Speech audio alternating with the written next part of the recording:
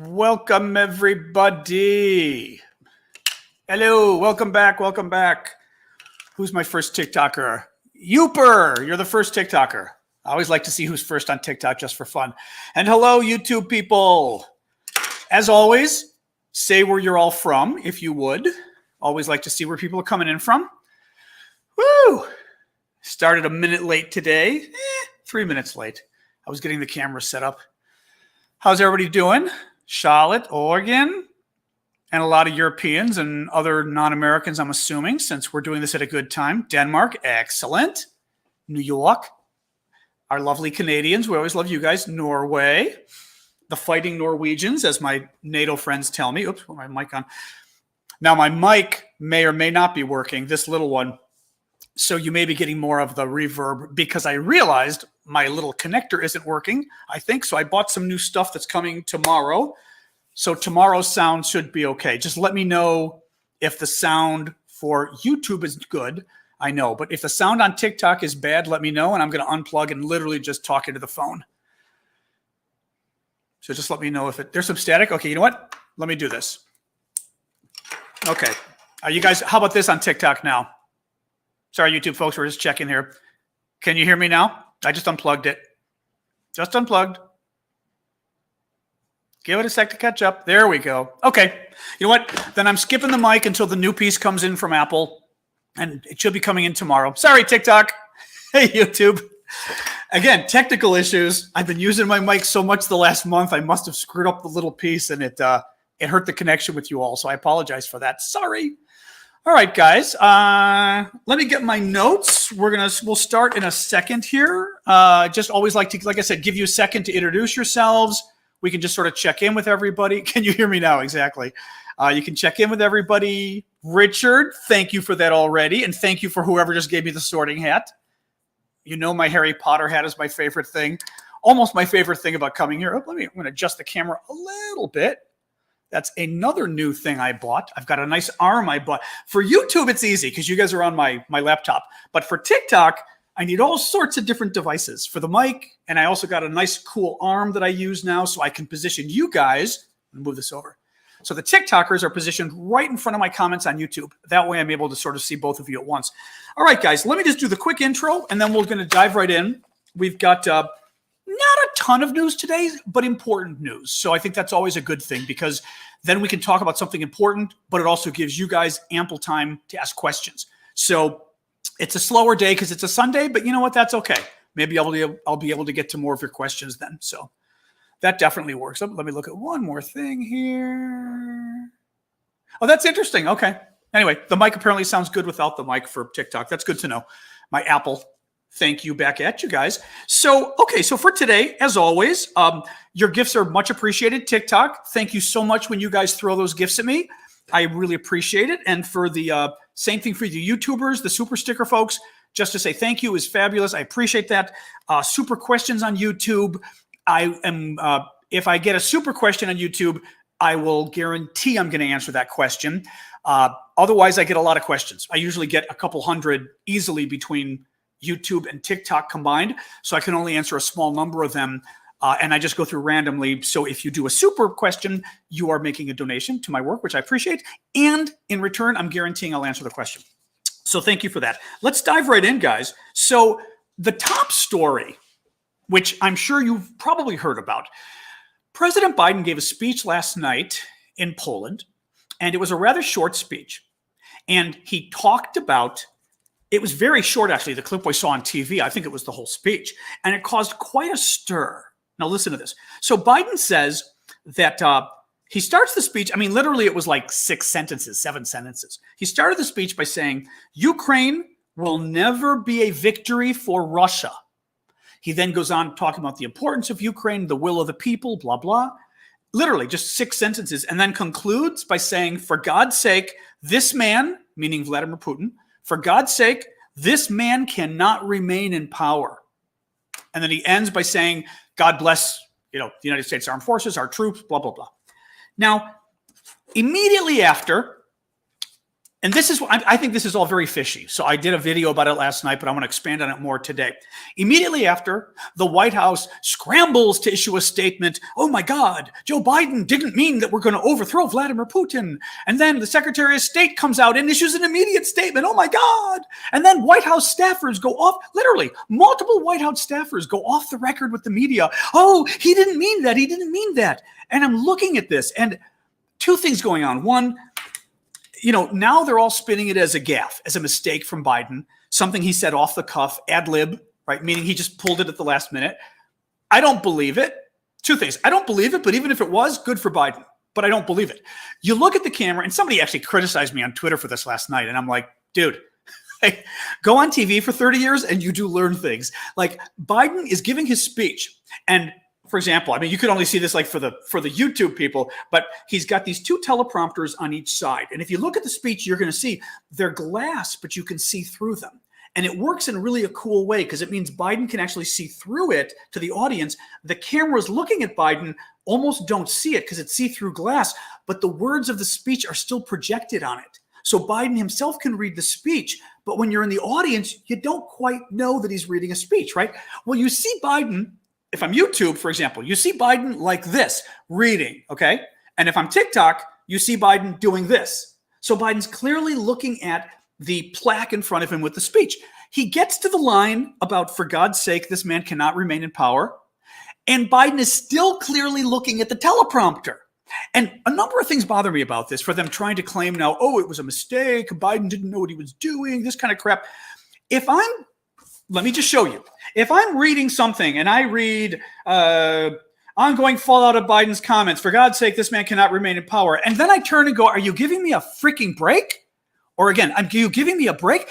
I don't sit there and read and go, for God's sake, this man cannot remain in power. Can you believe this, folks? Can you believe? No, when you have sort of an outburst and you turn away from the script, you literally turn away from the script. You turn to the camera. Biden is still this, I swear to you, just my spider sense. Biden was reading the script. This was in the script. And it almost makes me wonder if the White House backing off afterwards was also part of the plan, that Biden wanted to kind of push something. Somebody mentioned in the TikTok comments yesterday, almost like this was a trial balloon. And trial balloons in politics are when you do things and then you kind of back away and look at how they go. And it's a test. It's a test of how well the message works. And if it doesn't work, you go, oh, that was a mistake. I didn't mean to say it. And if it works, you double down, right? So I think that's what's going on. What bothers me is, regardless of whether this was real or not, and I've got more analysis because I think this was the big news yesterday, and it's very important. Regardless of whether it was a mistake or intentional, not a mistake, ad-libbed or written into the speech, the White House coming out and the Secretary of State coming out and the top White House officials coming out and saying, oh, that was Biden just being crazy, saying stupid stuff, makes him sound like a senile old man. I mean, what is wrong with these people? You know, I mean, do you think when Ronald Reagan did his Mr. Gorbachev tear down this wall, or anything Ronald Reagan ever said, did Ronald Reagan ever go, oh, he doesn't know what he's talking about? You know, his own staff, ignore him. He just does that, right? John F. Kennedy, right? Ich bin ein Berliner. He even got it wrong. Apparently, he said, I'm a jelly donut or something instead of I'm a Berliner. Did Kennedy's staff go, oh, Kennedy, he's kind of, Kennedy, he's a little goofy. Every time Biden speaks, rather than Donald Trump, and again, I'm not going to get political in this show because I really like that we've all come together, Republicans and Democrats, on this issue. But whenever Donald Trump said something, did his staff sit there and go, oh, don't listen to Donald. You know Donald, he says things. No. I mean, they owned it. And now let's get to the actual substance here. Actually, let me throw in Casey asks a question that is relevant to this. So I'll jump to Casey's question. Could there simply be a disconnect between Biden and the West Wing, meaning the rest of his staff?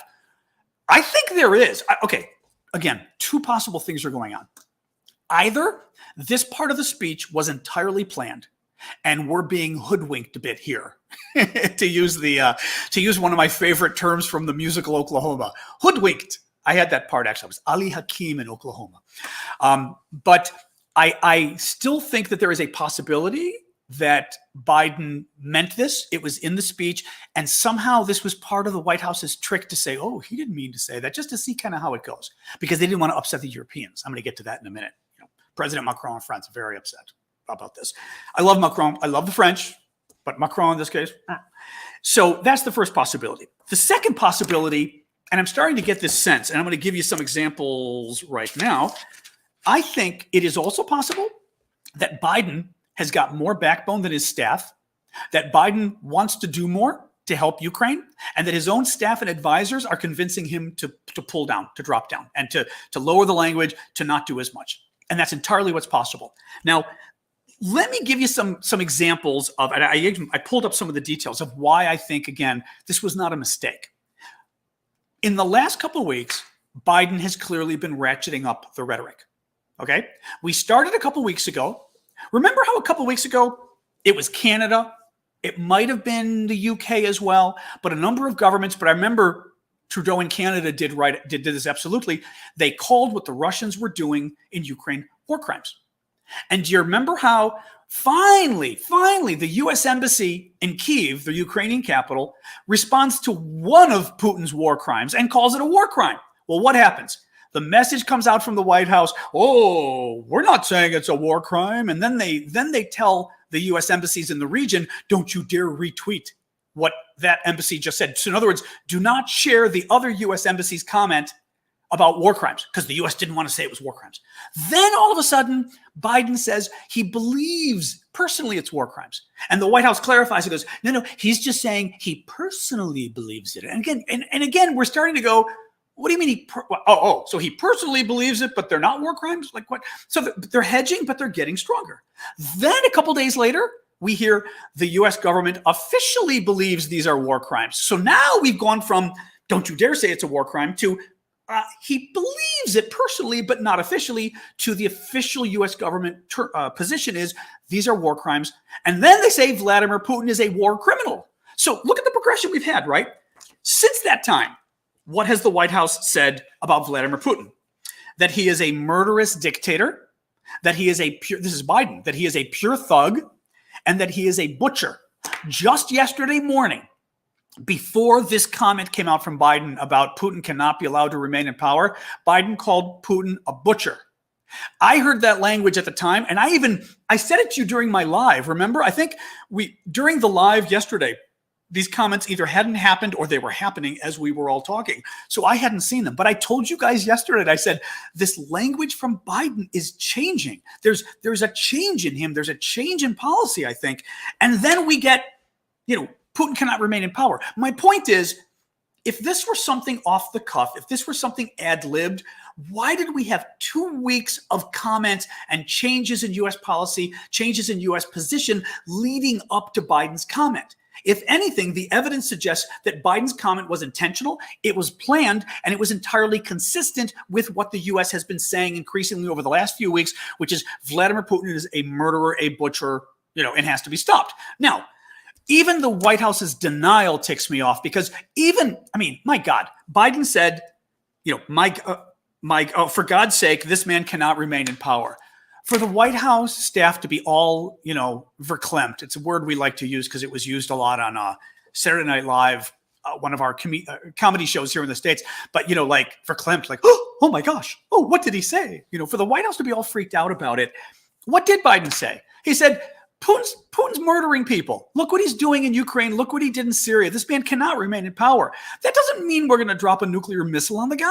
Why did the White House should have just simply said, Biden's words speak for themselves and just let it go. But of course, so what happens? Oh, I'm sorry. Before I move on to the Allied response, what the Brits and the French did, before I move on to that, look at the first sentence of Biden's speech, at least the first sentence I saw on TV. Ukraine will never be a victory for Russia. Let me read that again. Ukraine will never be a victory for Russia. I would argue that sentence, that no one is calling an ad lib, everyone is saying that sentence was intentional. I would argue that sentence is an escalation of U.S. policy right there. Because let's face it, folks, to date, U.S. policy has been, yes, absolutely, we're going to give Ukraine lots of weapons, not every weapon, right? Planes? Oh, we don't want to give them planes. Surface-to-air missiles, maybe. But MiG fighter jets? No. But we are giving Ukraine a ton of weapons, which is great. But we've said from the beginning, we are not going to engage Russia militarily. And frankly, as I've argued, I think we kind of gave Putin the go-ahead to say, we don't want you using chemical and biological weapons, and we're going to do something. But we've already said we're not going to actually enter the war because that would be nuclear war, right? So when Biden says Ukraine will never be a victory for Russia, well, actually, the U.S. position is Ukraine could be a victory for Russia because we're not going to get involved militarily.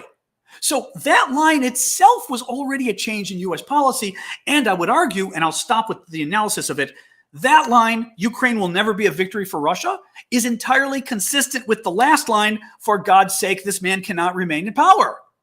So let's see. But I'm sticking to it. My gut says, maybe I'm at 90% now. 90% of my gut says this was intentional.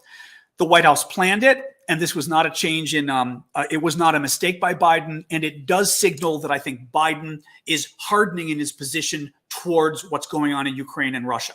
And part of it was probably, as I said, the Ukrainian refugees did a good job themselves. Somebody organized them, and the Ukrainian refugees, when they met Biden yesterday in Poland, they got a number, and I read this in a story. Thank you for that, by the way, on TikTok.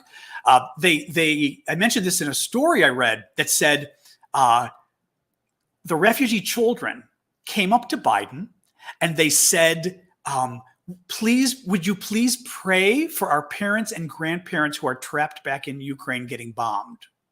Now, this was done intentionally because Biden is a Catholic, and Biden is a very strong Catholic. Now, it doesn't matter if you're a conservative Catholic or a liberal Catholic. That's not the issue. The point is, Biden himself is a super Catholic. He really believes in God. He really believes in his Catholicism. He really believes in going to church. So when you've got little children coming up to him and saying, would you please pray for mommy who's getting bombed?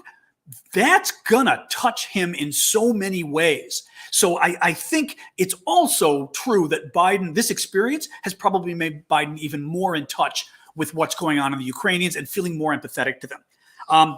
Just really quick, so Britain and France distanced themselves from Biden's statement. France, and I love France, so I'm not knocking France. I've studied in France. I go all the time. I adore the French. But Macron, the president, says, when asked about Biden's phrase about Putin cannot remain in power, I wouldn't use these kind of words. We mustn't escalate, neither with words nor with actions. And he's saying that Biden is escalating with his words, that this is, akin to, I guess, dropping bombs or something. Let me read you another paragraph. This one really ticked me off. Richard Haas, who is a very well-respected American diplomat, and one second, sip of water. I like Richard Haas. I like his analysis on stuff. He tells the Washington Post about Biden's comments. Listen to this. There ought to be two priorities right now: ending the war on terms Ukraine can accept and discouraging any escalation by Putin. Okay. And this comment by Biden was inconsistent with both of those goals. Listen to this. So Biden's comments, okay, blaming Biden for this. It discourages Putin from any compromise, essentially. If you've got everything to lose, it frees him up. Why would he show any restraint? And it confirms his worst fears, which is that this is what the United States seeks, his ouster and systemic change.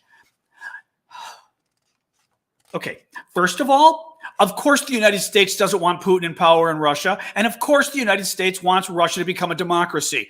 I mean, this is not news, okay? So blaming Biden for saying those things as if suddenly Russia knows that we don't want Putin in power and that we don't want Russia to be a dictatorship. Hold the presses, right? So that's the first thing that ticks me off. But listen to this especially. And here, Haas is talking about chemical and biological weapons is what he's talking about. It discourages Putin from any compromise.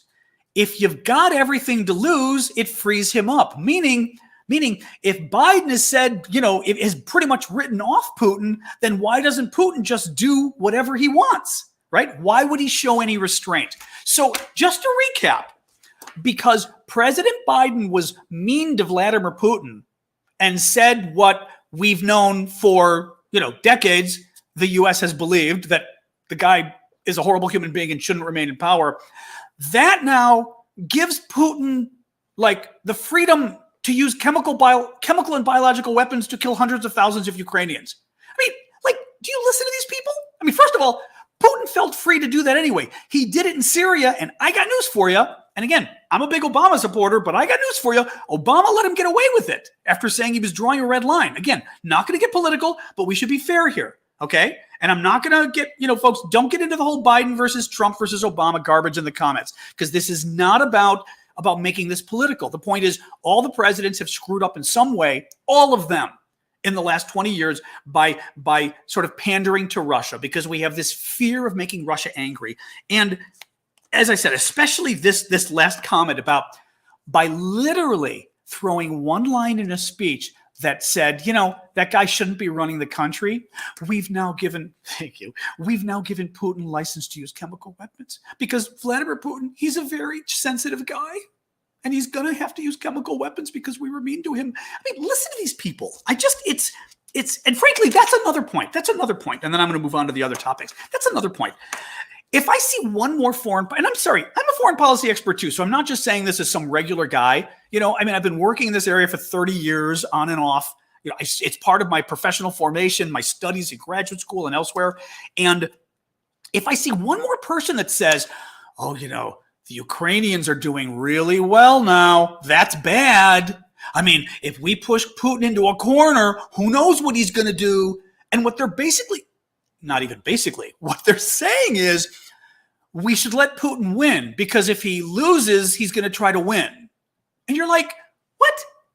Again, it takes me back to the Cuban Missile Crisis. I mean, was it bad that we won the Cuban Missile Crisis? Right? We beat the Soviet Union. Now we're in trouble, right? Or the Cold War.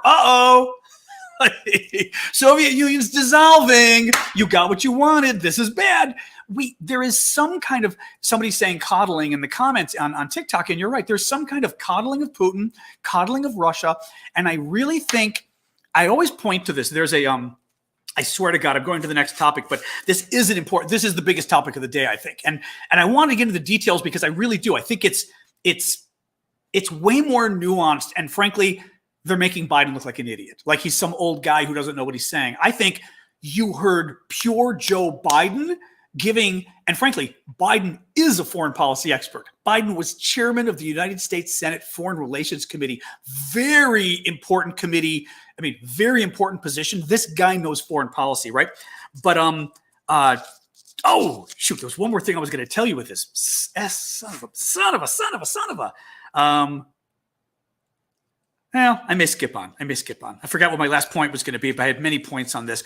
I just think we are. Oh, that's what it is. Yeah, that there's a West Wing episode. I should have pulled it up before this because I was telling somebody on Twitter about it. West Wing, famous American TV show about a president in the White House, and clearly a Democrat. I mean, clearly a Democratic president, very liberal. But it's a nice show. It's about, government trying to do good and this kind of stuff.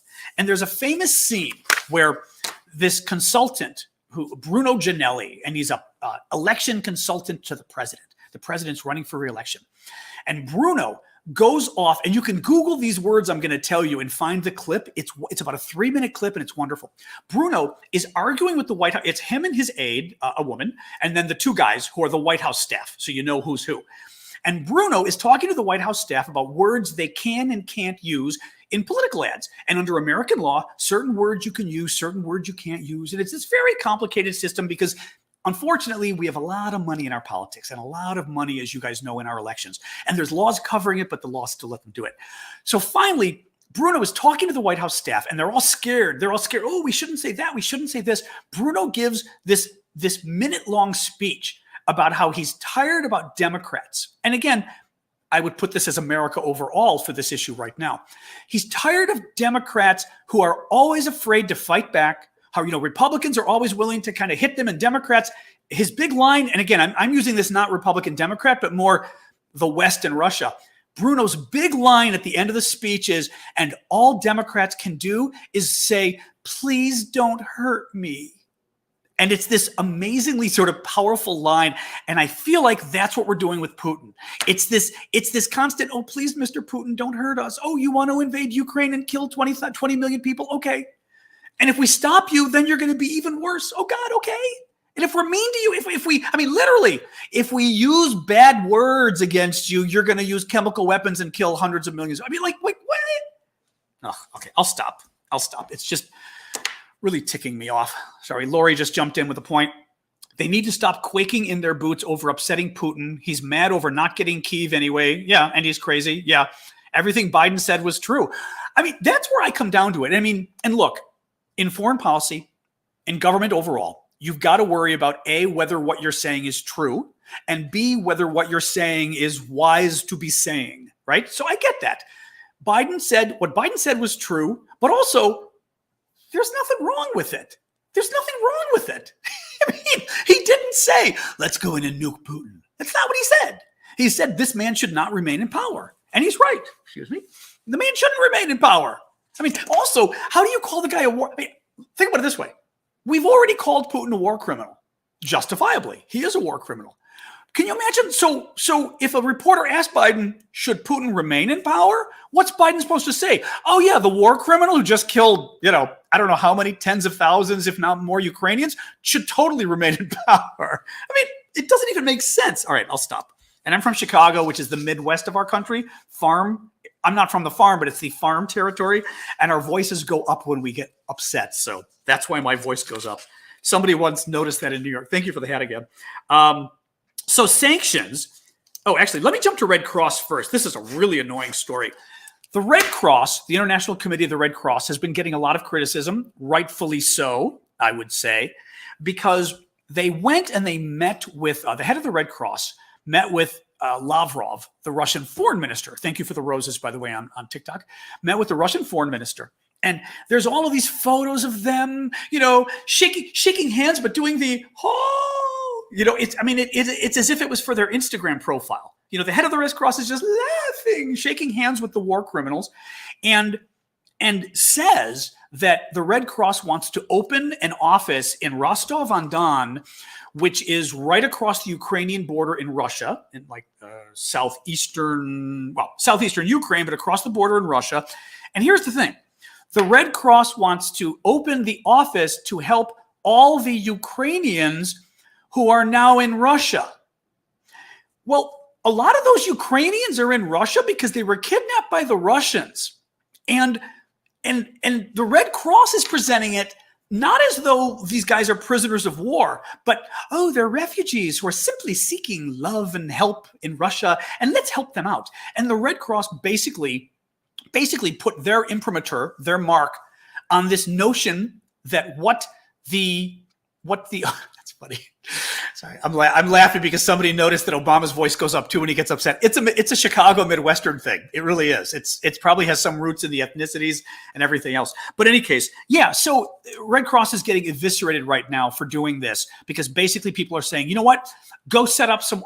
Because at the same time, the Red Cross is saying, yeah, thank you for that on TikTok. The Red Cross is saying, we can't set up offices in Ukraine. We can't. It's too dangerous, and all these things that they can't do in Ukraine, but they can go to Russia and help the Russians basically abduct people. So people are not thrilled with the Red Cross at all. And frankly, you know what I would tell the Red Cross? Well, actually, your buddy Vladimir Putin already said he's not attacking civilians. So you should feel fine setting up the Red Cross in Ukraine, right? No problem. And our allies are telling us he doesn't need to be removed from power. So obviously Putin's okay. Let's just set up the Red Cross offices. I'm sure they'll be safe in Ukraine. So anyway, that's been a big issue. The other issue on the sanction front, two things. One, this company called Auchan, but maybe Auchan, Auchan. It's a French company. And in Russian, it might be Ashan. I saw it sort of written out in Cyrillic, but it is a French company that builds what the French called hypermarkets, hypermarché. And I never understood the term in French, but I think an hypermarché it's a supermarket, but it's a supermarket that also can have things, they can sell electronics, they can sell home goods, things like that. It's a glorified supermarket in essence. And Auchan, that has a chain of supermarkets in Russia, said yesterday they are just not going to close down their business or temporarily suspend their business in Russia because it's just too important. It's just so important to help the civilians. And when I heard this, I'm thinking like, oh, is this like a baby formula company? You know what I mean? A company that makes food for babies or a company that makes diapers for babies? Like, what does Auchan make that, oh, they can't hurt the citizens. Their work is so important. They run supermarkets. I mean, like, give me a break. So that's the first thing. The second thing, and this story really bothered me. I'm just going to show you the headline. This is the headline from Reuters. And a lot of people got ticked at this. This is the headline from Reuters, okay? It may be backwards. I don't know on that one.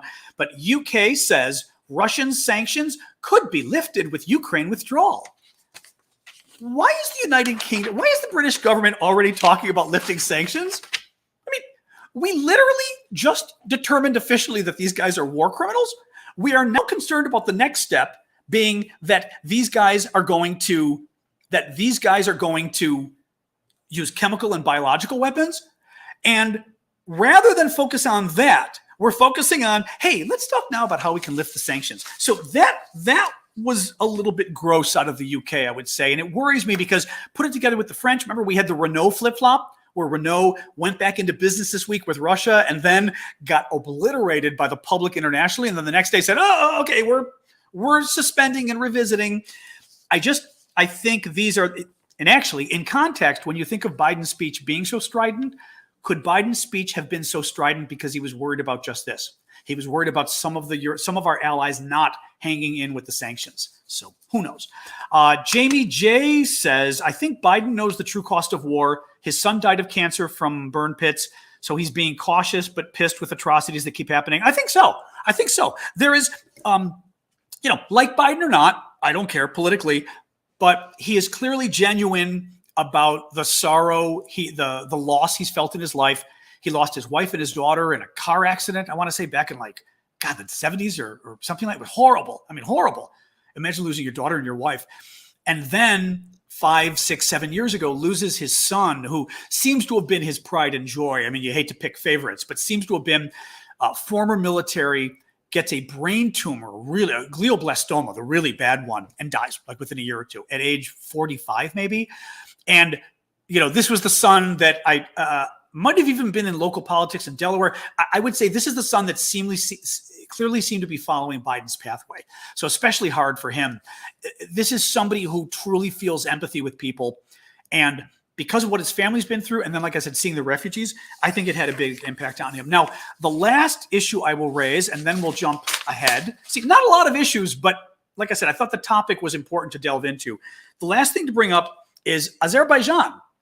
And I am not going to get into the details because this is something I'd have to go read up on because it was a couple of years ago. But you may recall there was a war between Azerbaijan and Armenia, and there was a region that they were fighting over called Nagorno-Karabakh.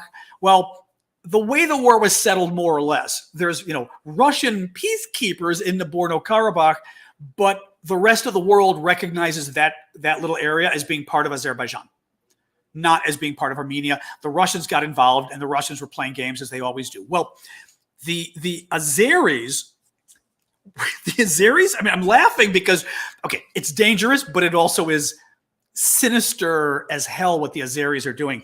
The Azerbaijan moved troops into the disputed region in the last couple of days. Basically, it looks like Azerbaijan might be trying to challenge Russia having, in essence, taken this land from them that the rest of the world recognize as legitimately belonging to Azerbaijan. Add that with what the Japanese did. The Japanese mentioned a couple of weeks ago that the Kuril Islands that are in the north of Japan, east of Russia, pretty much Russia grabbed them after World War II. Japan says that they're still Japanese. Well, Japan out of nowhere asserts its right to the islands again a couple of weeks ago and really ticks off the Russians. What you are seeing here is, in part, Russia's military being shown to be so weak and powerless in many ways. I mean, in other ways, not. They can still kill a lot of people, but being so weak and powerless that other people are starting to act up who might not have otherwise. I don't think the Japanese are playing any games, but I don't think the Japanese are thinking of invading. Azerbaijan, on the other hand, could. Azerbaijan could say, you know what? The Russian troops are all over there by Ukraine. They're getting beaten, which means there's no one else to be brought back here.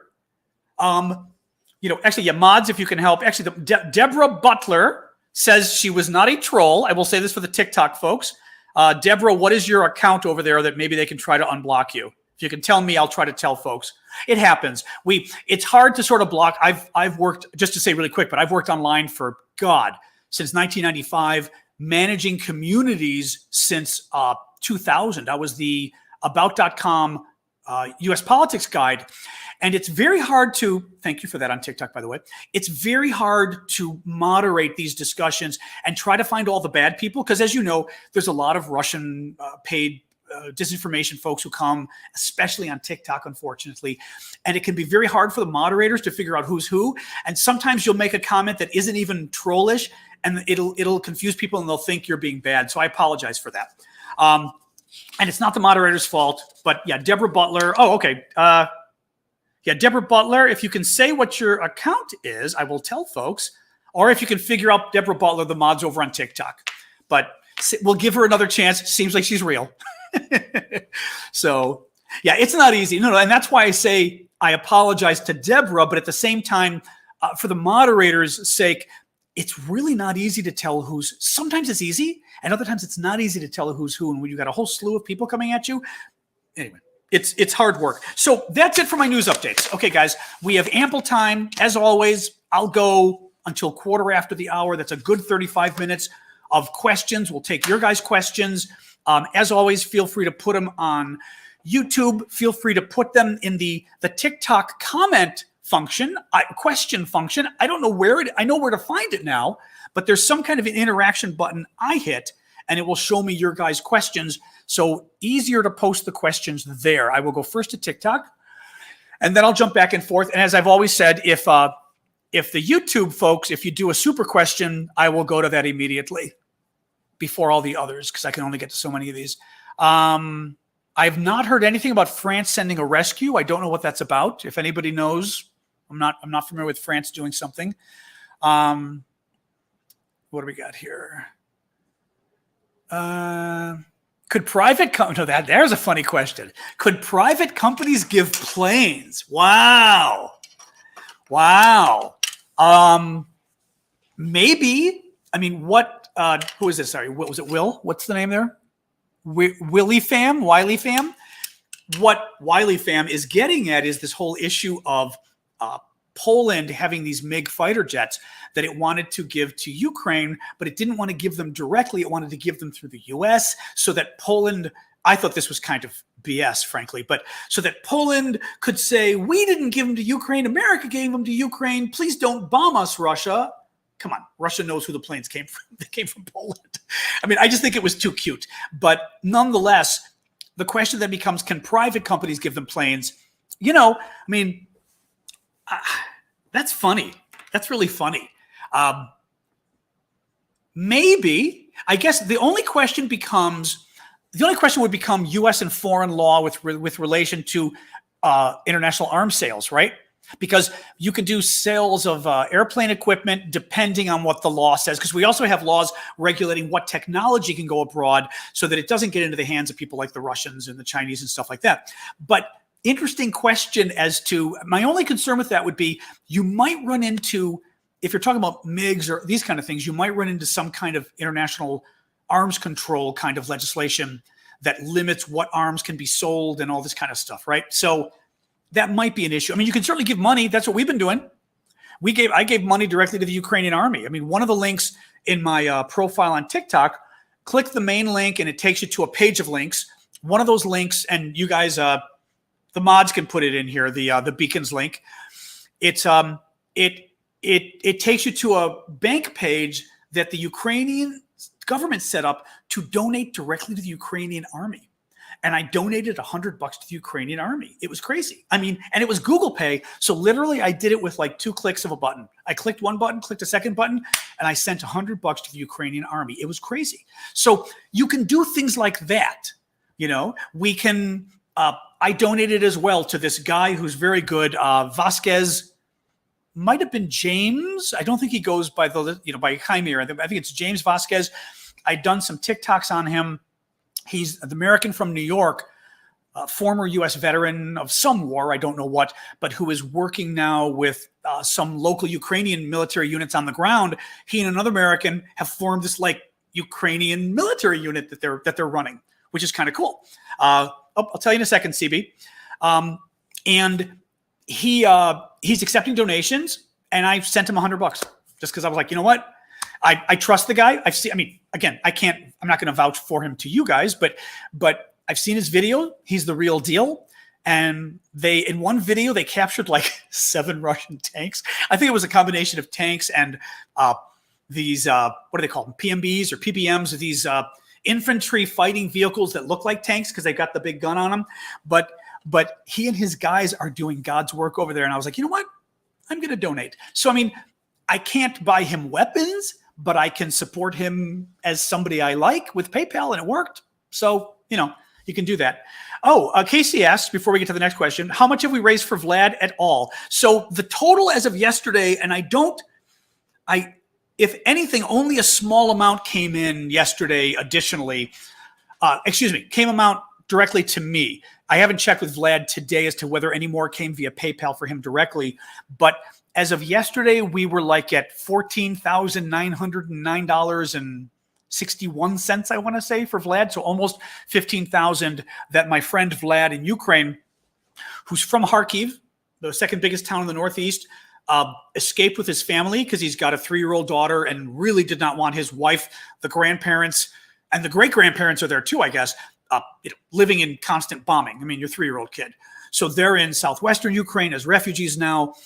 And we raised some money to help them, first of all, because I had interviewed him on the show like a couple of weeks ago. And then a week later, he said, guys, I need help. He had given all his money away, and they become a cash-based economy. So you guys chipped in. We got Vlad enough money to pay for housing and all of that. And what we said was, if any extra came in, I think he needed $2,000. We said if any extra came in, he would find other people to give it to. Well, you guys got up to $15,000. So Vlad has been distributing $13,000 around to people he knows around the country who need it, refugees. Some of the chunk of money I mentioned yesterday went to this, or is going to this wonderful, I'll call it a soup kitchen, but that's not quite what it is. Some people got together in Kharkiv, the second largest city where Vlad's from. And again, it's been bombed, horrifically. People can't get food. They can't get clothes. They can't get medicine because either you're trapped at home with the bombing. Where do you get food, right? Or you're in a shelter, you're in the metro. A lot of these people are going to the underground, the trains, and they're hiding underground. Well, if you run down there because there's a bomb, an air raid, you're not bringing change of clothes with you. You know what I mean? You're grabbing your dog, maybe you're grabbing your phone, maybe you're grabbing a little food but it's not like you brought 3 change. Anyway, the people need clothes, they need food. So this group has been buying food basics and cooking these huge meals, and then distributing the meals to people in need, going throughout town and dropping off the food, giving them clothes and bringing them medicine. And that's where another big chunk of your donations went to for Vlad. So thank you for that. You can find Vlad's PayPal still in my Beacons link. Like I said, actually it's here. Oh, I made a banner for this. I know you've been posting it anyway. Thank you. But I put the banner up for my stuff here. But for you guys on TikTok, if you want to donate to Vlad and help his work directly, yeah, and exactly, Jose Andres is making 3 million meals a day. This does not compare with Jose Andres, but I like to help Vlad because we know him and we trust him, and it just makes me feel good that we can even raising $15,000, we're able to help multiple families in Ukraine, and I like that. And for me, it's kind of nice to do it a little more directly, but obviously, feel free to give to the big groups, maybe not the Red Cross, as we talked about, but, other than that. And anybody who's spamming, moderators, feel free to buck them if you want. Obviously, just block the person if you can. No big deal on TikTok if you can help. But yeah, I think a lot of small groups, as somebody just said on TikTok, are helping across the U.S. And it's just a matter of finding somebody who you think you can trust. You just don't want to find something that's a scam, obviously, But I know Vlad, so we trust him. And I trust enough this Vasquez guy who I've been following on Twitter. He also has a TikTok that I think he's the real deal. So I'm willing to risk some money. Again, I'm not posting the link for you guys because I wouldn't want to vouch for him, but I vouch for my own money. I'm comfortable. So there you go. Okay, what else we got, folks? Sorry, let me look at the. Let me go to. Todd, let me see what you were saying here. Oh, okay. I am doing it on YouTube. Oh, sorry. Todd Guthrie just put in a quick comment. Please keep doing this on YouTube. I can watch later because they're recorded when I can't watch live. Thank you, Todd. Yeah, I'm doing these just so you guys know, again, in case anybody new came on. I'm doing TikTok, but I'm also doing YouTube, which also beams to Facebook and Twitter. So that there's a couple different ways of people to watch. But what's most important is TikTok doesn't leave a record of the lives for you guys to watch. So it's kind of nice. I like using the other stuff because you can go to YouTube. You can even go to Facebook and Twitter as well, and you can watch later. And surprisingly, we've had maybe half the people watch live and half the people watch afterwards, which was surprising to me. I was surprised that many people watched. But anyway, so it's nice. So there you go. Let me find another question on YouTube, and then we'll do another one from TikTok. Okay, Samantha says, Olivia, Vice just reported some amazing stuff on the ground on YouTube. Okay, folks, check that out. Who knows? Jessica Cerna asks, are the abductees, meaning the Ukrainian citizens being taken into Russia, are they going to gulag camps? The problem is no one knows where they're going. I mean, that's the problem. I would hope Russia wouldn't be so stupid as to put them in actual prison camps, but who the hell knows? I mean, these are Ukrainian citizens. Some people went over there on their own. Some Ukrainians were on the border and simply said, I'm getting bombed. The nearest place that isn't getting bombed is Russia. I'll go. But we know there have been thousands of Ukrainians who have been abducted by Russian troops. And they've been dragged into Russia. They've been kidnapped. If you're kidnapped into Russia, I have a hard time believing the Russians are just going to set you free because you were just kidnapped. You're not very happy with Russia at that moment. So my suspicion is they're at least under house arrest. And, that's probably, and if it's with a lot of other people, that's the definition of a camp. So it's not good. And as we said, we're worried about the Red Cross, because the Red Cross almost seems to be giving a little imprimatur of saying they wanted to set up an office in Russia, of all places, to work with these people, which a lot of people felt, the Ukrainians especially, was Russia almost saying that the kidnapping of these people, excuse me, not Russia, with the Red Cross saying the kidnapping of these people was okay. So not okay. Let me jump. Thank you for that on TikTok. Anonymous has been banned on TikTok. Really? Well, a lot of us get banned on TikTok. It happens. I mean, hopefully it's one of those things that goes away and comes back again. Oh, Elmos, thank you for that. I appreciate that. Thank you. I was about to put it up as a question. Thank you. Let me go here and see. This is always a good question, and actually sort of updates itself. So Shells 14T or 14T, how do you think the war will end? It's a question we get a lot, but honestly, every day things keep changing. So it's a good question to keep asking. I mean, it's still not clear, I mean, part of the problem is Russia and Ukraine, we don't like using the word stalemate, meaning it's not a tie, but clearly Russia isn't winning and clearly Ukraine isn't losing. Especially right now, Russia has apparently been losing control of some of the cities that they took from the Ukrainians. It depends. You're hearing about Kherson, you're hearing about Chernihiv, but you're hearing about maybe controls going back and forth. We know Russia is not doing well north of Kyiv, the capital, and the Ukrainians are actually pushing those troops back. And according to some of our military folks here in the U.S., General Hertling, who I adore, a retired U.S. general, very smart guy, he says that these guys are, I will talk about that next. He says that there are about 10,000 Russian troops that are on the verge of being captured north of Ukraine. North of Kyiv, north of the capital, because they've been cut off from all the other Russian troops. They've been cut off from their supplies. Remember that 40-mile-long convoy? The Ukrainians stopped it. That convoy's dead. I mean, it's been abandoned. There's nothing there anymore. That convoy was supposed to help the Russian troops who were trying to attack Kyiv, the capital, get more food, get more water, get more ammunition, and get more gasoline for their tanks and trucks. They don't have any of it. They're stuck. And then the other thing, which I mentioned before, I called them clever little honey badgers. The Ukrainians decided to use a dam that they've got north of Kyiv and opened it up, or whatever one does with a dam, and they flooded the whole area. So the Russian troops with all of their tanks and vehicles are now in a flood zone and can't even move.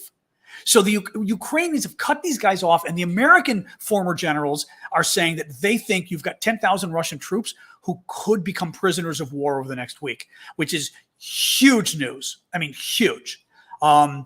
Anyway, I'm already forgetting as to why I was getting off on that. But, I know what I was saying. What I was going to say is how the war will end.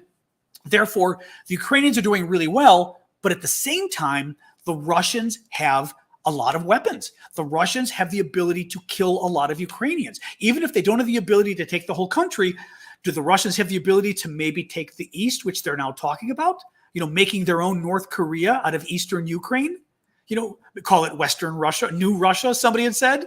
Nova Russia or whatever, Novorossiya? Who knows? But I don't know how this ends yet. All I can say is I'm very glad that Ukraine didn't lose in 3 days, because everybody thought that was going to happen. I'm glad the Russians are paying a price, because you need Russia to learn that this isn't worth it, at least for next time. And you need other countries around the world to look at what's happening and say, even if the not just the West, but the free world is standing up to Russia and isn't willing to invade, we have done so much damage to the Russian economy that no other power around the world wants that kind of damage to happen to them. So I think it has sent a good message. But how it ends, Ukraine could still lose. In a perfect world, Russia would really lose. I think there's going to be a negotiated settlement, but it'll certainly be a better negotiation than we would have had a few weeks ago when Russia just wanted everything. So, let's see. So one of the moderators says, Chandler King had asked, and I missed the question, excuse me. Have you spoken on North Korea and the missile they shot off? Are they trying to get involved? Yeah, a little bit of water. Now I want more coffee. I think I finished my coffee. We'll see. Actually, hold on one second. I'm going to see if I finished my coffee, then I'm out of coffee. But if I didn't, I'm grabbing a little bit more here. I want more coffee. Oh, I finished my coffee. Damn. Oh well. I need to leave a little coffee for when I do these chats with you guys, because it energizes me, just that little kick of energy. So North Korea. Yesterday, North Korea fires off this missile that goes so high in the atmosphere that apparently there we go, adjust this a little bit. Oops.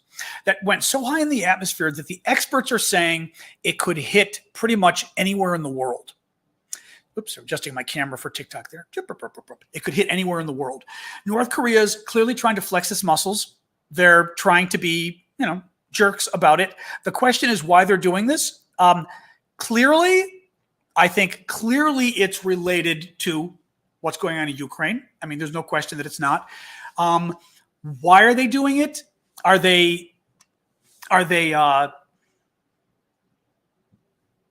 well, they're trying to mess with the U.S. for starters. They're trying to mess with us. They're trying to basically remember I said a minute ago that Azerbaijan was kind of causing trouble for Russia now, and that even the Japanese had mentioned the Kuril Islands to sort of scare Russia into thinking, whoa, we're in Western Russia, and Japan and Eastern Russia is, well, no, you know what it is? What's going on, Amber, is the trolls keep messaging me or whatever, trying to join the chat, like I'm going to accept a chat, and I'm now just ignoring it. I kept putting decline, but there's no point in declining. I'm just ignoring it now.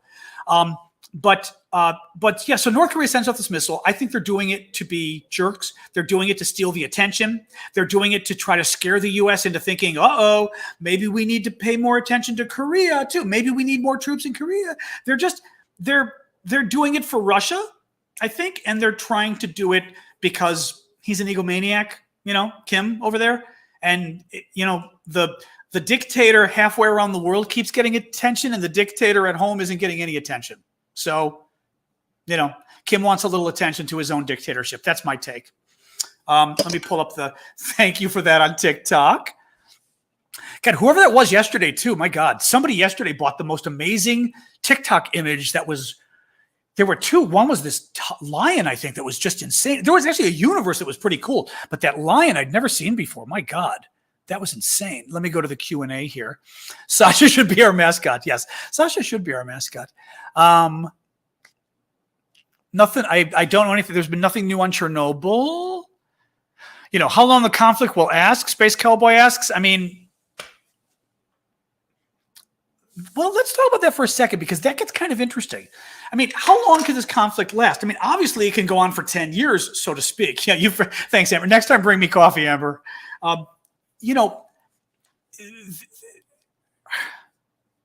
This can go on, obviously, for a long time, including if Russia just tries to sort of, Chris and Ted, thank you for that, including if Russia just tries to sort of steal eastern Ukraine. They've already stolen Crimea in the south, and then they steal this land corridor from eastern Ukraine going down to Crimea. That's the minimum Russia will probably try to steal out of this conflict, right?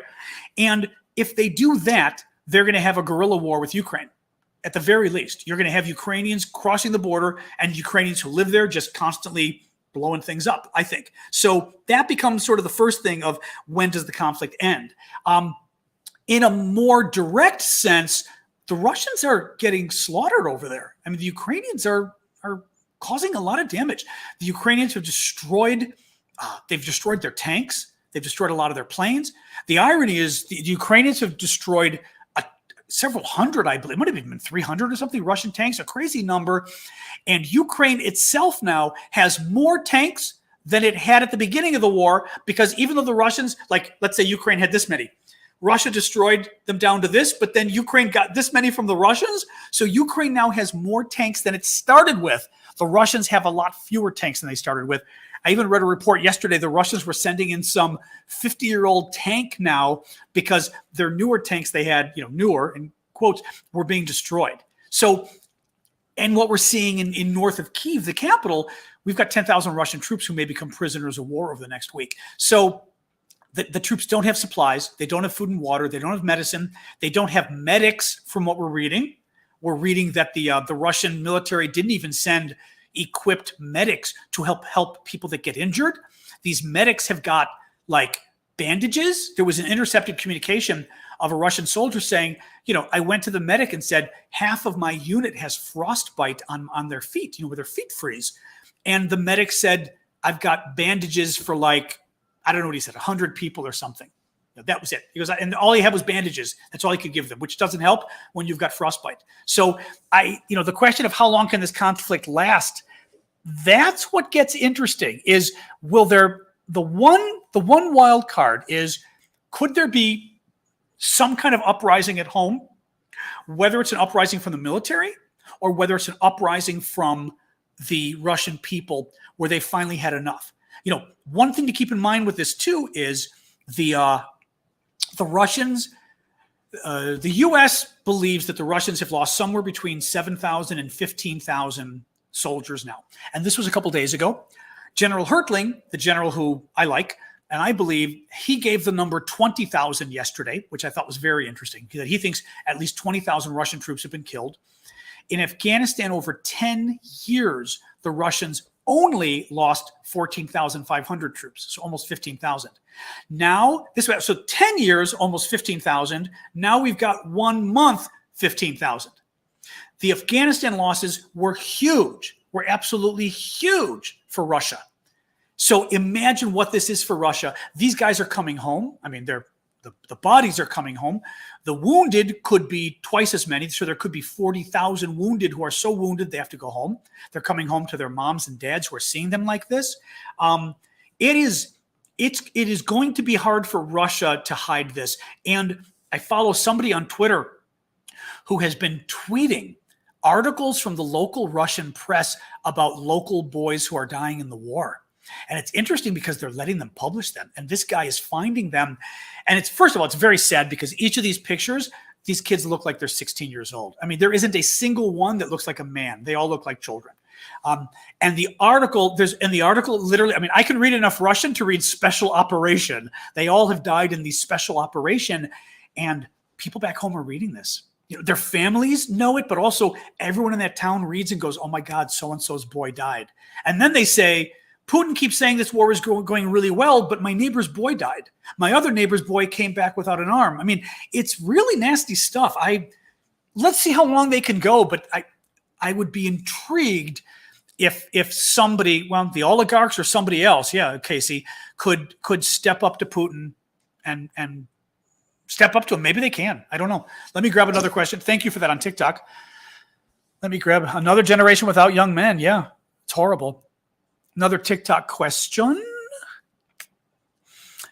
I don't know. That's funny. Just call me asks, would Mariupol, which is in the southeast part of Ukraine, but not as, maybe more southeast. It's the beginning of the territory the Russians want to take. Okay, what the Russians want to steal from the Ukrainians, and whether Mariupol would be easier to retake with it being leveled, meaning the Russians have destroyed Mariupol. They have destroyed 90% of this town. There's still civilians there. They've killed a lot of civilians. This is the town that they blew up the maternity ward.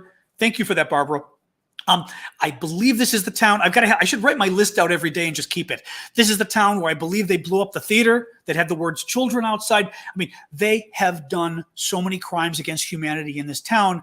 And the question is, does it make it easier for the Ukrainians to take it back when the people aren't there? I don't know, because part of what makes it hard for the Russians is going every street in town and not knowing if someone is there waiting to drop, a Molotov cocktail on you. Some farmer with a shotgun waiting to shoot you. If the town is totally evacuated of civilians, then the Russians might feel more comfortable, defending themselves against people coming from the outside. But I don't know. I don't know what to say, but I think I know that urban warfare, from the experts I'm reading, is extremely difficult, and it is extremely difficult for the invader. And I believe the numbers were, you need like 3 to 1.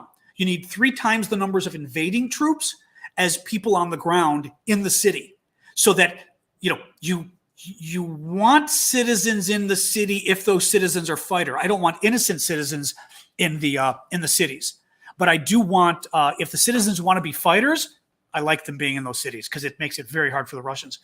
Famous. Oh, thank you. Just wrote a thank you.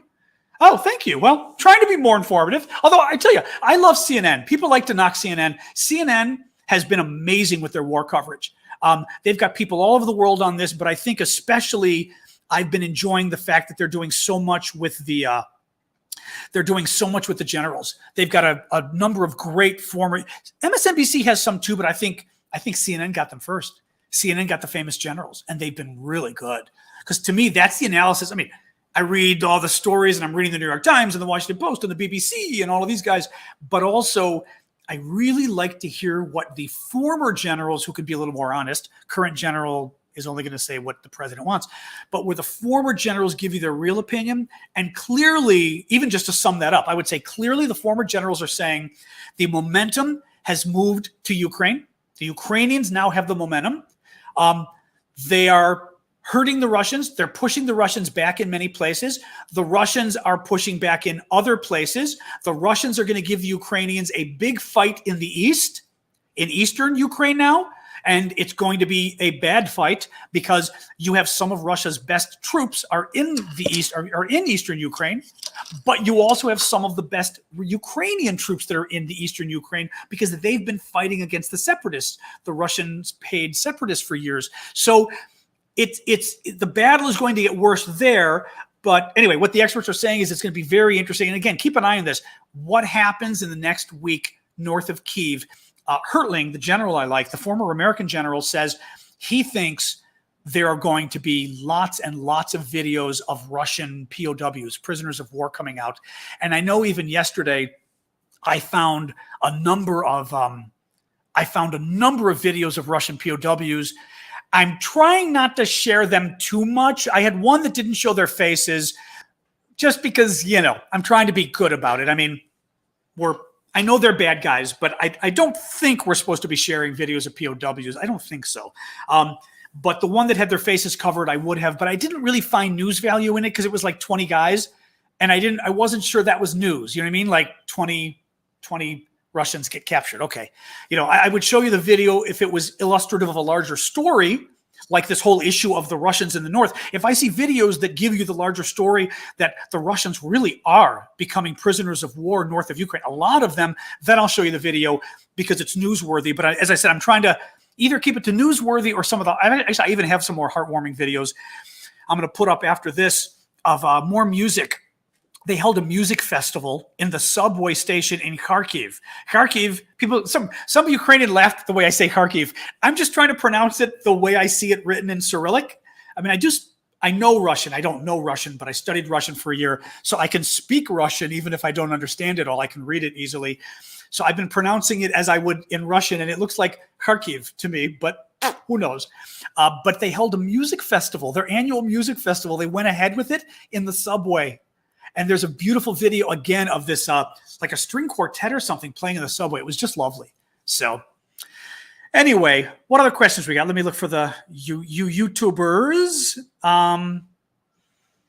Russia is the art of war. I don't think so. Good question, though. Amber Mullen asks on YouTube, and then I'll do a TikTok next. Do you think Russia is the art of war, meaning Sun Tzu's art of war? In other words, is Russia trying to appear weak right now and, in essence, let the Ukrainians win right now, but they're planning something bigger coming up? You know, my sip of water. My only problem with that is I don't really see the benefit in it. I mean, Russia has, and actually this is some of what Russia's trying to claim now, right? They put out that statement yesterday from the Russian Ministry of Defense saying, phase one is over. We won. And we're all going, you didn't win, right? Russia's trying to claim that this is a great victory, losing 20,000 men, injuring 40,000 Russians, losing 300 tanks, losing a bunch of their aircraft, the Ukrainians taking the tanks from them, Russia not being able to win over the air power, Russia now being pushed back from Kyiv. They couldn't even take Kyiv, the capital, right? The international community is united against Russia with the worst sanctions anybody's seen possibly in a lifetime. And Kim Lassiter, thank you for that. I don't know if I saw it, but thank you. You know, it's hard for me to think that Russia's thinking, hey, we did this on purpose, right? I feel like if Russia, let me put it this way, Russia very well could be planning stronger things later, meaning chemical and biological weapons. Yes. And a lot of people, I mean, including the White House, thinks Putin is on the verge of using chemical weapons. And my suspicion is Biden may even know some intelligence. That may be part of what Biden's speech was yesterday when he said Putin had to be removed. I wondered if Biden had seen some intelligence that said Putin was about to use chemical weapons. And therefore, Biden was upping the rhetoric, almost preparing the American people for what was to come. Just my gut, but I wonder that. But I think it would be incredibly stupid for Putin to do what he's done so far, because I don't see the advantage in it for him. Why? Why let all his troops get killed and all his military be destroyed and his soldiers be so dispirited that they don't even want to fight? How does that help him? You know, I feel like if he could have won, I think it is true. I think Putin wanted to win the first 3 days. And we know the troops told us because they've been intercepting all the, thank you for that. They've been intercepting all the communications from the troops for a variety of reasons. The Russians don't have very good communications. So I'm just checking here on the questions and stuff. Thank you for that. Oops, sorry, just making sure there aren't any questions hanging here. Oh, thanks, guys. Okay, everyone's just Crisano and Daniel. Daniel, thank you as always. You know you can always ask a question, Daniel, but I appreciate you contributing every day, no matter what. And Crisano as well.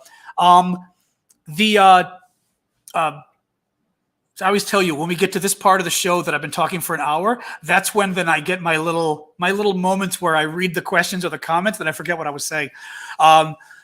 It was just about what's coming next and whether the stronger, you know, I don't know. In any case, yeah, I think Putin would be doing the stronger stuff now if he could, other than the chemical and biological, and he's clearly been holding off on that. Oh, you did? Okay. Oh, Crisano, you found me on TikTok. That's funny. Well, you know what? It's funny. I like TikTok, but I like YouTube as well. And I will say both have their purpose. I mean, YouTube, it's a smaller community watching. So I think people can be in a little more of a community. TikTok, it's way more people, which I enjoy. Like right now, I think we've got 1,600 people, which is, you know, small for my TikTok crowd. At our height during the week, we get like 5,000 people at one time. But what's neat about TikTok, because I look at the numbers, on a good night, we do these 1 o'clock Eastern US during the weekend, Washington, D.C. time. and 7 p.m. Washington, D.C. time during the week, Monday to Friday. And that seems to be the sweet spot. On TikTok, we've had as many as 60,000. We've been getting around 60,000 viewers total a night. And at one moment, I do love that little dog too. At one moment, we get up to 5,000 people. So TikTok has been nice too, because we get the quantity and the gifts are nice. And I mean, it's nice because the gifts are cute. The gifts are cuter on TikTok. They do a better job of it, I think, in how TikTok did it than YouTube. And frankly, the contributions, I would say, in terms of the donations and you guys helping me, are about equal. So it's also nice to have both for that reason. And frankly, why not have both? I mean, it's the same to me. The only extra work is I kind of look back and forth, which is why you guys see me looking back and forth, because I'm looking to TikTok and YouTube. And of course, this is also Facebook and Twitter. Anyway, enough of that. All right, let me see. We got a couple more minutes of questions, and then we get to our thank you for the campfire. I haven't seen that before. I don't think. That looks like it's new. We'll do a couple more questions, and then we get to the part where we all kind of relax and chat. I usually like to go about an hour and 15 minutes of the serious stuff. And then I like to relax. I always say the word in French, décontracte, because it really is like to sort of decontract. It's this sort of unwind kind of feeling so that I can keep my energy up. Because also, I've got to keep doing these through. I've still got a lot of videos I want to put up throughout the day for you guys on TikTok, because that's half the work. Well, maybe even more of the work is going on TikTok all day. But anyway, let me see. Popcorn. I did not see you guys could send popcorn too. That's cool. Thank you for that. Hang on a second. Even without my glasses, I can see what you guys are sending. I just can't always see your names on TikTok, so I apologize for that.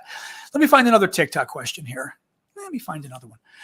Let's talk about war crimes again, because it's a good question and it comes up a lot and it's important. Scarlett X Vance, I believe. Can Putin be charged with war crimes? She asks over on TikTok.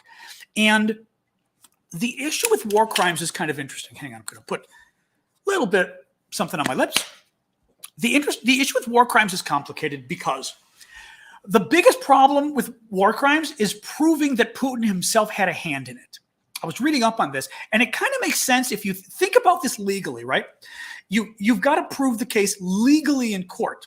So to prove it in court, you've got to first show that war crimes happened, right? So that's the first thing. War crimes happened. Then you've got to show, and Strong Life, thank you, by the way, I'm sorry, from Hamburg. I'm remembering now where people are from. Thank you for that. First, you've got to prove that the war crime happened, meaning it wasn't just an accident.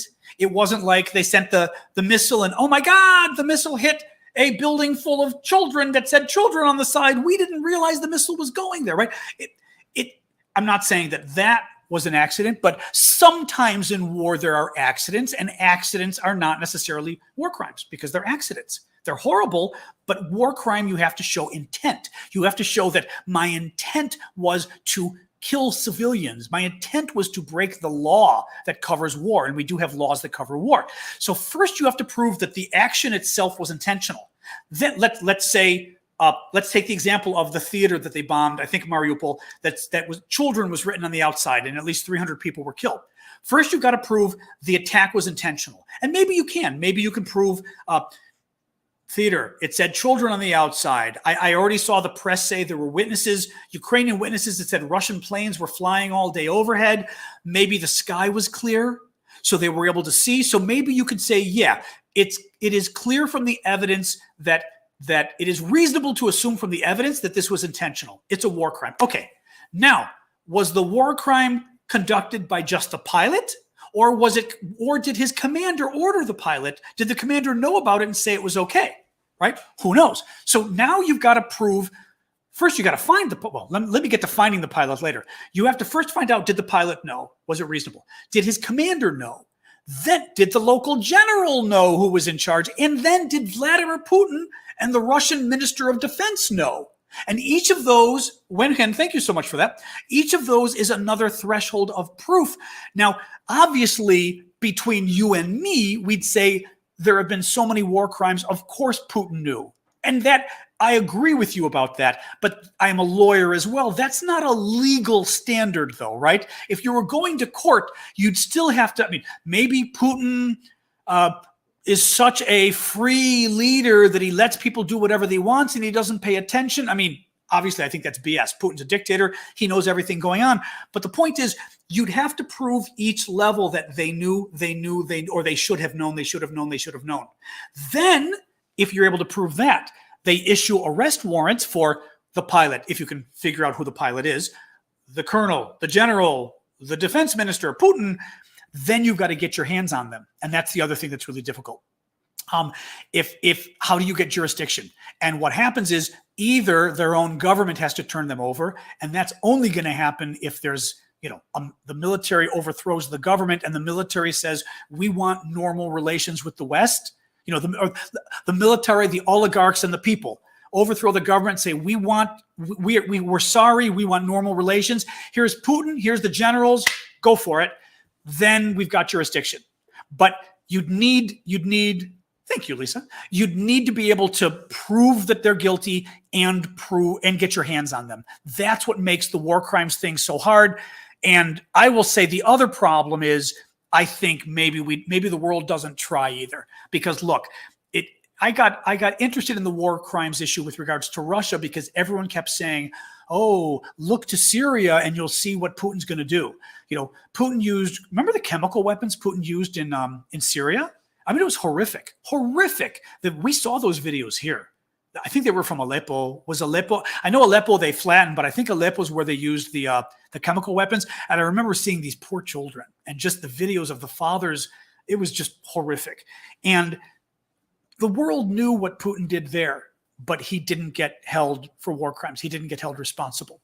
And I worry in talking to friends here in town that the same reason we don't want to engage Putin militarily is the same reason he gets away with war crimes, is because, he has nuclear weapons and nobody wants to challenge him. So this time, I don't think there's any way we can overlook the war crimes. And that's why I think things like, Casey, things like Biden's Biden's speech yesterday was so important because it makes it that much more difficult for us at the end to say, oh, sure, he's a war criminal and a butcher and a thug, but let's let him have all of his trade again and all of that. And let's not do an investigation of war crimes. Sure, he killed Ukrainian kids on purpose, but right? It makes it much harder for the world to let Russia get away with this and to let Russia not pay a price afterwards because of the rhetoric Biden is using. So I think that's also, to go back to our discussion at the beginning,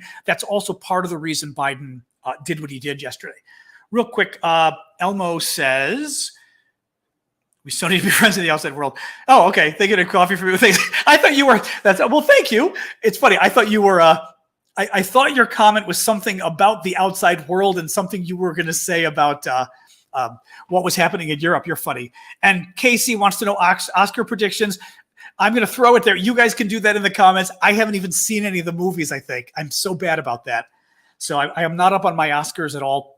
But let's do, all right, we've gone past my time, but let's do maybe one more question, guys, okay? Let me look at the, I will do a couple quickies. We don't know if the nukes are duds. It's an interesting question. Somebody whose name I'm not going to quote on TikTok said, what if the nukes are duds? And it's true. I mean, look at how many of Russia's weapons have been bad. And we know, for example, not we know, but reportedly 60% of Russia's missiles don't work. 60% aren't working. And apparently anything more than 20% is a disaster.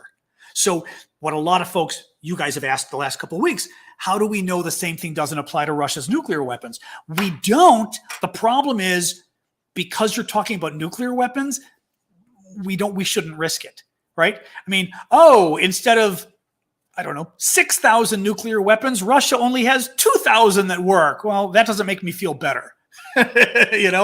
We have to assume Putin has some nuclear weapons that work, and thus we've got to be careful, no matter what. But it's a very interesting and good point, Let me see here. Yeah, Putin's. I'm not defending. This. Somebody thought I was defending Putin's actions. That's not what I said. I was giving you a legal analysis of whether it could be proved in court. What else we got here?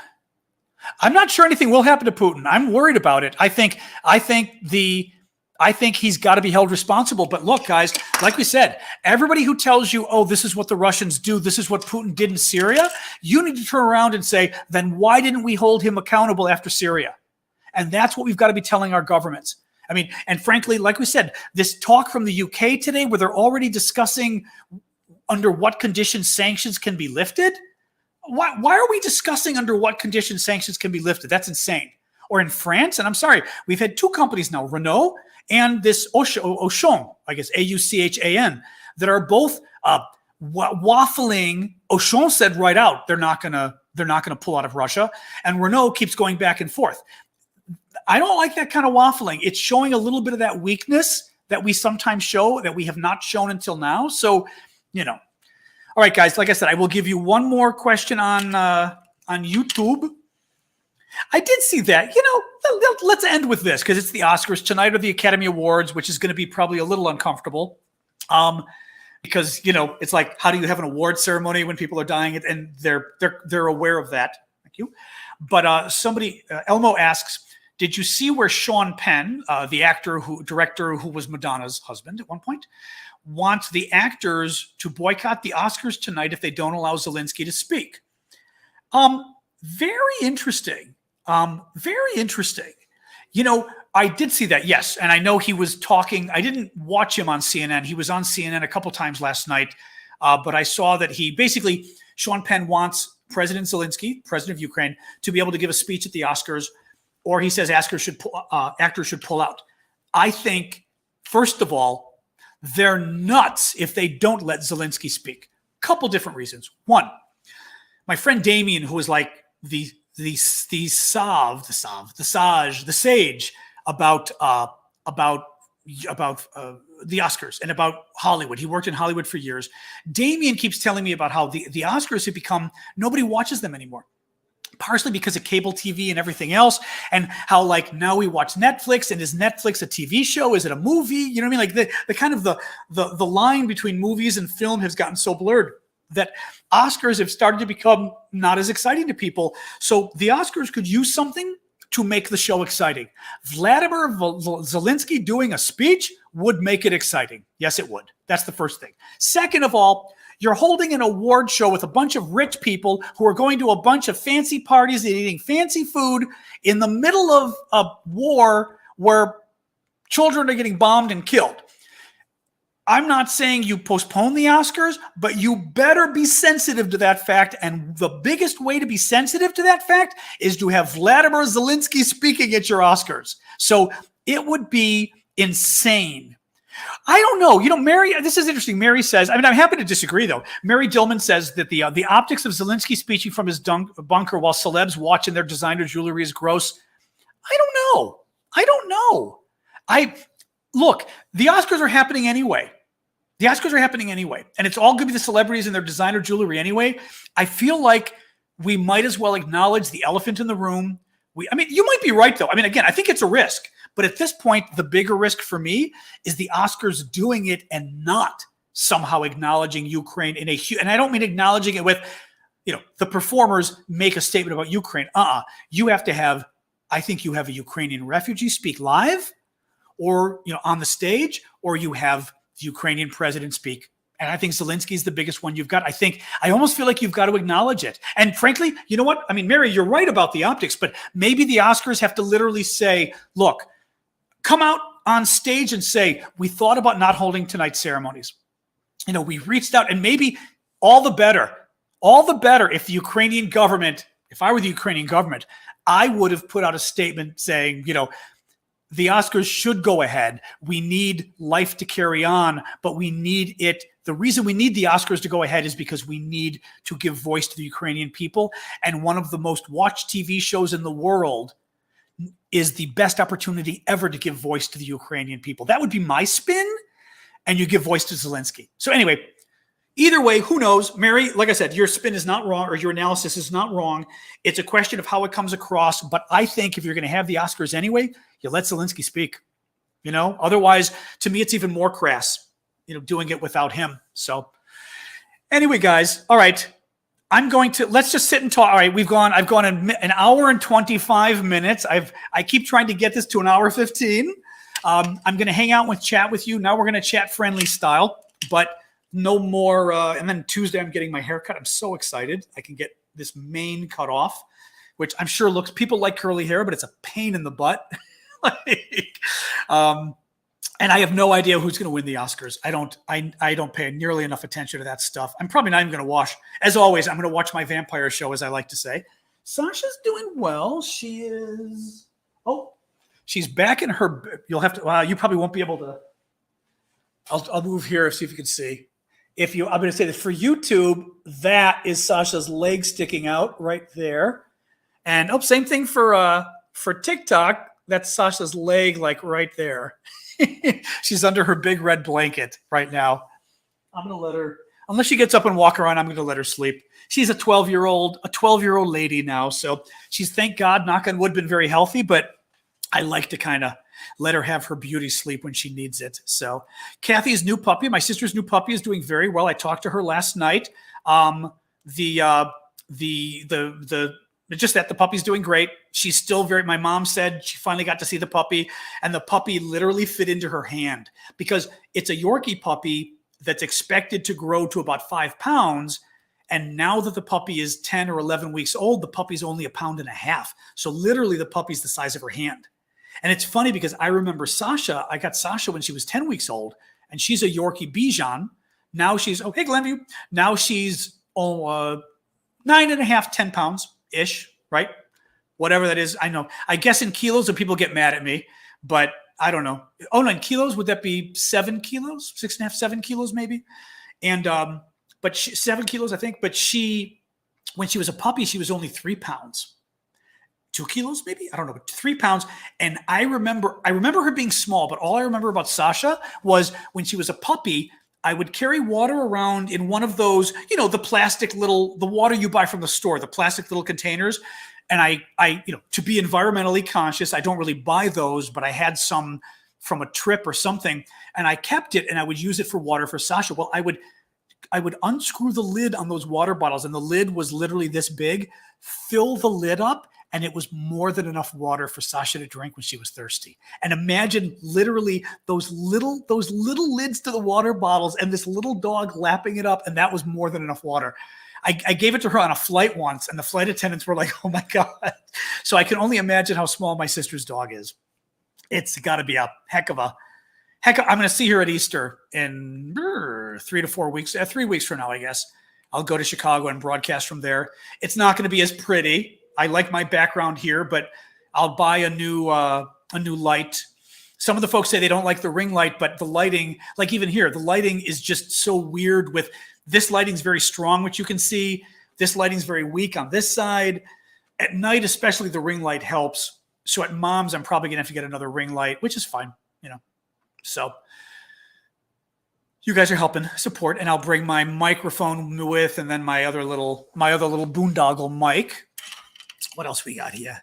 Oh, Volodymyr. Yeah, Volodymyr. It's funny. Volodymyr seems, I want to say Volodymyr is the Ukrainian version of Vladimir, or at the very least, it seems to be more common than Vladimir, because you see, like, I'm going to drink my water. That's exactly what I was about to do. You see the president Zelensky, his name isn't Vladimir, it's Volodymyr. And I know even my friend Vladimir there, his name, I believe, is it's either Vladislav or Volodislav, but I don't know whether Vladimir itself is much of a used name. It is the Ukrainian version. Okay, thank you. Somebody just said on TikTok. Okay, the vampire show I watch is the originals. I've really been enjoying it. I sort of found it just by chance. I was first. Yes, now we're only doing puppies and vampire shows because I talk about the war for 1 hour and 15 minutes. Actually, we went 1 hour and 25 minutes. And then we hang out, rather than just hanging up, we hang out afterwards and just talk about stuff. So this is the part where we're talking about stuff. So that's why we're not talking about Ukraine anymore, other than Volodymyr, the names, and puppies. So yes, the originals. I'm liking the originals. Okay, I started with Vampire Diaries years ago. I liked it at first. Then I got a couple years in and I got bored. And I just felt like it was going slow. It was too much pathos for me. It was just like every show was what's his face, who I like, the lead vampire kind of sad. What's her face being difficult, the girlfriend, his brother being too much of a jerk. And it felt like it didn't advance enough. I got bored. I tried again to watch it and I got bored. I'll try again. Maybe season 3 or 4 get better. I then watched the sequel about the high school, the magical high school, where Hope Michelson is like 20 years old. I forget what it's called. I loved that, though. It's a little bit CW-ish, It's a little teeny bopper, but I thought it was a really good show, and I liked the plot line. I thought the plot line was serious enough, and I love the actors. The actors in that show cracked me up. I mean, it's all strong women. Actually, the show is about strong women, really. There's some strong male leads, but the women have got the leads, really. I like True Blood. True Blood's amazing, though. But True Blood also, I kind of think, lost it after the first couple of years. I've rewatched True Blood before, but True Blood the first few years was fabulous. But no, that high school show, the high school magic show, whatever it's called, was very good. The Legacy, that's it, The Legacy. And in my suggestions on Netflix, it suggested The Originals, which is the show I'm watching now, which is another vampire show about the 3 or more original vampires who created all the other vampires, So it's I remember watching the first episode a couple of years ago and I hated it. So I gave it another try. And once I got beyond the first episode, I liked it a lot. So that was nice. Somebody's asking a question here. A popular video game, Fortnite. Oh, yes, I knew in general. What is it? Turton Overlord for Hey says, did you know a popular video game called Fortnite actually raised $70 million US dollars for relief in Ukraine? Yes, I had read that. I'm not familiar with what Fortnite is, but I had read that. I had read it was 50 million, so it's even higher now. That basically the gaming, and I saw the Ukrainians thanked them. I saw it was on Twitter yesterday, maybe. I saw some Ukrainian official thank them. Maybe it was Zelensky even, but some Ukrainian official thanked the online gaming community. No, it's very cool. It's really cool the way we're able to sort of pull this all together. Yeah, until I get hydrated. That's cute. But the way we've been able to, as somebody said the other day, crowdfund a war, or in this case, crowdfund maybe the peace. Crowdfund the refugees, but also crowdfund. You know what I want to do? I wish we could crowdfund and buy drones for everybody, for the military over there. But I think, again, I don't know what the law is with regards to actually buying things that might be used for weapons, and how do you get it to them, and the whole thing. But I would love to do more. We're going to do more. At least we're doing more refugee crowdfunding. Like I said, feel free, as I said, to keep giving to Vlad via his PayPal link. Or you can donate to my Cash App and Venmo links and mention in them that they're for Vlad, so I know it's not a donation just for me. And you can find those via my Beacons link in my profile of my TikTok, the main link in my TikTok, or you can find it. The mods have put it, I think, in the questions here. So, I can put it up again, too. I can put up the Beacons link, but the mods always do a good job of putting it up. You can't click on it on the screen, but at least it's there. I have not seen The Strain. I don't know what that is. I don't know what that is. Like I said, I loved True Blood, and I kind of liked it enough towards the end. Kind of in the middle, parts of it in the middle lost me a little bit. But I liked True Blood. Again, the acting was fabulous. One of the, yeah. I don't want to. Well, the other problem I was going to say, the other problem is I'm not sure how TikTok would feel about us raising actual money for the war or YouTube for that matter. That might be a violation of the terms of service. So we'd want to be we've been raising it for the humanitarian stuff, and we know they're good with that, but they might have a problem. Mary, I don't know if I'm going to have another podcast. We're ending our podcast this week unprecedented after almost 4 years. I don't know. For now, and it's funny, see, you who watch me on here understand why I'm moving on to other stuff. We did our podcast for almost 4 years. Doing it twice a week, it just got tiring after 4 years. And I think, you just, if it feels like it's becoming a burden, then it's just not worth doing, and at the same time, I do think podcasting came of age, but never came of age in a way. Like blogging I started blogging like 2004, 2005. My blog got really big. We were able to make a lot of money. We raised like $300,000 for politics. I mean, that was money that I didn't even get any of it myself. Just $300,000 for political candidates and all sorts of things. We helped people. It was really cool. And then it blogging kind of faded away, and you started losing your traffic and losing your money. Podcasting, unless you were a couple different blogs, Joe Rogan, Pod Save America, like some of the big podcasts, you never really could make much money. So that you were spending all this time doing it, but it wasn't a hobby. It was like your job, and you couldn't keep going. And I think after a while too, like if you can't grow bigger, you're not having an impact. And I would say not just part of the reason people like me get involved in politics because we want to have an impact. Often we think of the money secondarily, which is bad because literally we're doing this stuff for a living. And I've done a lot of these kind of campaigns over the years for 30 years now. And typically I did a lot of them on LGBT rights, for example. I would just jump in and do the campaign full time. And I was consulting on the side, and I would use my consulting income just to keep me going. Now I'm not even really doing the consulting anymore. I'm pretty much doing this kind of stuff. And so far, knock on wood, you guys have been good about donating through YouTube and through TikTok so that it's not bad. Now, living in Washington, D.C., forget it. I mean, it's horrifically expensive living here if you own a place and all of that.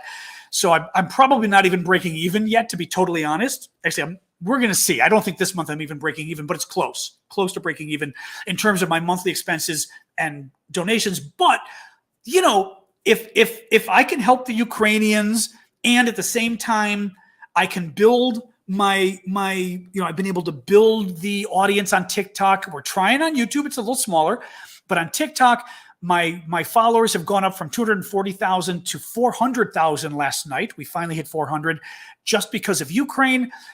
If that can start growing bigger, that in and of itself can bring in more money.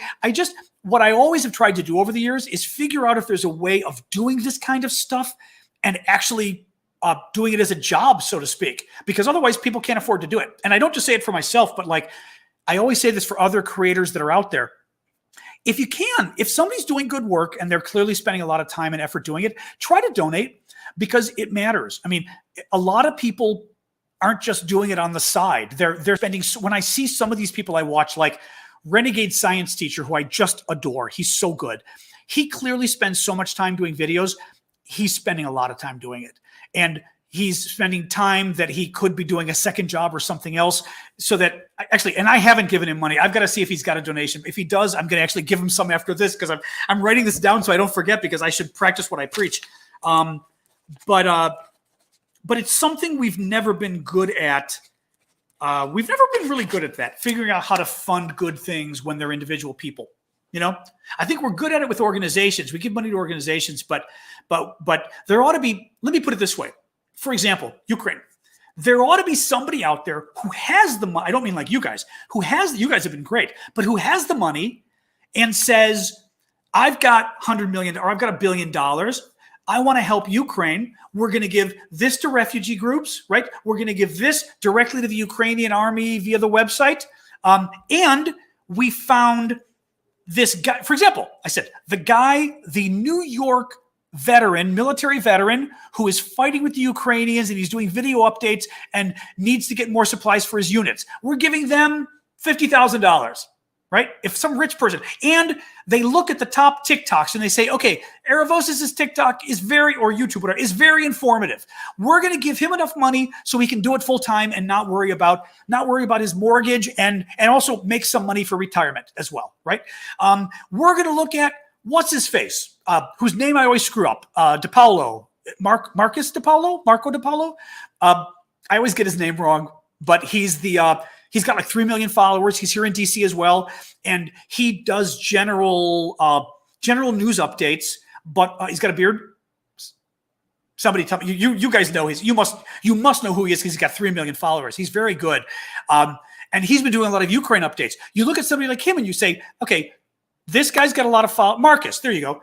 Let's give him some support. Now, with 3 million followers, I don't know, maybe Marcus is making enough money from it that news daddy. You guys always crack me up when you say that.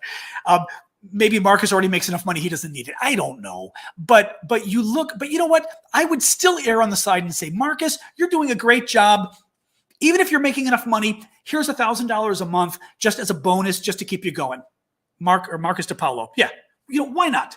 But we don't really do that. And it's something, and I've felt that way about activism too. We've never sort of looked around on issues and said, wow, there's a good activist. There's a good activist. There's a good activist. Let's give them money. Meaning I'm a rich person. Because imagine what $50,000 could do for an activist, right? On an issue, or $200,000. I don't know. Any case, it's very annoying. I mean, and other people. Well, there's what's her name that you guys pointed me to? Badass, Ukrainian Badass. Is that her name? I think Ukrainian Badass on TikTok, although these guys might be on YouTube too. Is it Zena Solo? I'm going to get this one wrong. Again, if you guys know who I'm talking about, put it in the comments so people can check it out. Zena Solo or Zena Solo, but maybe write it so people can spell it the correct way. I'm not sure what that is. But people like that we should be supporting, and we should be supporting it. But frankly, there's people with a lot of money out there. It shouldn't be really hard to go around and just say, okay, these are good people. And the same thing with Ukraine. If we're having a hard time getting money through the aid groups, go and figure out, go and talk to people. I mean, like even me. Okay, you got me, my friend Vlad. Give him twice as much money. I mean, get some aid group to give Vlad $50,000 and just go. I mean, not aid group, Rich American, $50,000. Vlad will find you people across that entire country to help. And he'll give you it's funny. I was asking him for the updates because you guys asked anybody who's new and isn't aware of what I'm talking about. My friend Vlad in Ukraine, who's displaced himself, needed some money for himself. He had come on the podcast, actually, or the podcast. He'd come on our broadcast here a couple of weeks ago. And right after that, needed money. The hotels are charging $100 a night. The hotels are not free for the refugees. So we raised some money, and we raised so much more than he needed, like $13,000 more than he needed, that he then started looking for other people in need and giving them money, including this wonderful service in Kharkiv, the city in the northeast, the second largest city of Ukraine. And he's giving them money to a service that goes and buys food staples and then makes huge amounts of food for people, basically like refugees in the city, people trapped in their homes, people trapped in the subway. Right? Because they can't, I mean, if you're in the subway, where's your food coming from? You brought food for a day or two. Where your change? Imagine you've been in the subway for a month in the same clothes. I mean, it's disgusting. They bring them change of clothes. Medicine. My God, the medicines I'm on for my asthma, where would I get that medicine from? Or my high cholesterol, like all that. I mean, high cholesterol, maybe you could live without, but some of the asthma medicine, you'd want to be careful for people. So he gave a big chunk of your donations he gave to a group there that's doing those things. But that's the kind of thing, like I've always said this, I wish the rich guys would find more people like this who would then say, you're small but mighty and I'm going to help you out. And it would make such a difference. But I just, I'm getting older and it's never happened. Unless you and I become rich, I feel like it's never going to happen, So if I ever become rich, I swear to God, I'm going to create like some little fund and say it goes to small people making a difference, and you give them enough money. It's like a MacArthur Genius Grant for activists, so to speak. Yeah, it's activists, but it doesn't have to be activists. Again, the people in Kharkiv making meals, they're not activists, but they're something. They're heroes in some way. Whatever. That's my complaint. Oh, we have movement. Hello, you. Hello, you. Can you say, oh, okay. Come here. We're going to say hi. Oh, boy. Let's say hi really quick. Oh, my gosh. Who's that? I know. Hates being picked up. She's a little more comfortable today because I'm actually holding her in my arms. She hates being picked up in general. She's trying to hear. I'll hold you the way you like to be held. There we go. This is how she likes to be held. So this way, at least, she's okay about it. Hates being held anyway, but I've kind of got her. I'll show you. I've kind of got her holding like this and this. Yeah, see, she leans her head down, and then she's pretty happy. This is Sasha, my little dog. But she hates being picked up in general, but at least, see, she's kind of relaxing into this now. This is the comfortable way. Oh, she had a very long nap. It's 2:45 in Washington. She's finally getting up. Well, she got up, and then she had her little, her beauty sleep afterwards. Yes, you. You want to go down? Okay, you'll go down. And then when she starts to move like that, it means, I want to go down, Dad. It's funny. She always does this at the end, not almost, but almost always does this at the end of our podcast, I mean, at the end of our broadcast. It's very funny.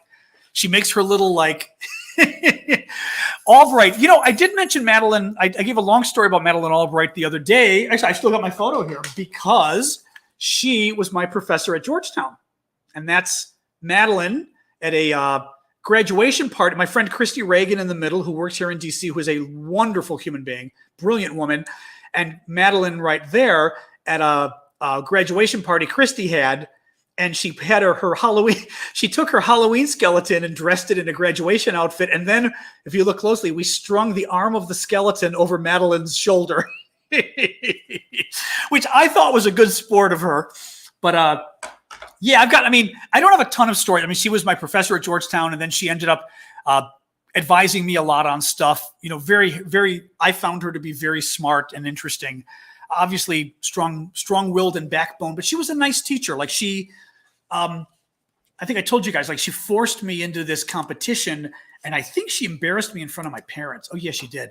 My parents were there for graduation, and she said, you know, did you apply for the Horace Porter Prize? And it was this prize where you had to write a policy essay on how to solve an intractable problem, and a famous problem in foreign policy, and how you would resolve it. And then like the two best papers would have to defend themselves in front of a panel. And the panel was made up of the editor of Foreign Policy magazine. I mean, they were like big people in town.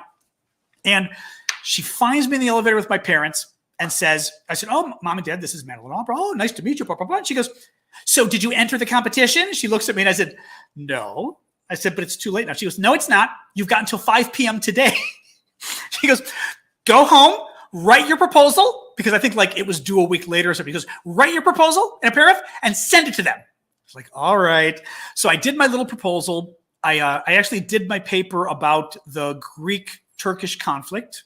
Being Greek, it intrigued me. And I think I have to look, I think I still have it. I don't even remember what my solution was at the time, but it ended up being me and Christy Reagan competing against each other. My friend who's in the photo, who's brilliant. Christy and I were competing against each other, which kind of sucked because I love Christy. So it was kind of weird having this like competition with a friend, but I ended up winning, which I was very happy. You know, we won like $500, which back in the day was a decent amount of money. But that was one of my Madeline Albright stories, was Madeline forcing me to enter the competition and shaming me in front. But I love it when I was like, it's too late anyway. No, it's not. You got 5 hours. That's like, all right. And again, we called her Madeline, which is the funny thing too, because you would never call her Madeline to her face. No. She was Dr. Albright or Professor Albright. But amongst ourselves, everyone called her Madeline, and I don't know why. It's just, that's what even talking to you and I call her Madeline, but we would never call her Madeline to her face. Somehow it just became the way we would refer to her. Who knows? So, live feed from Ukraine interrupted this morning. Whose was that? I'm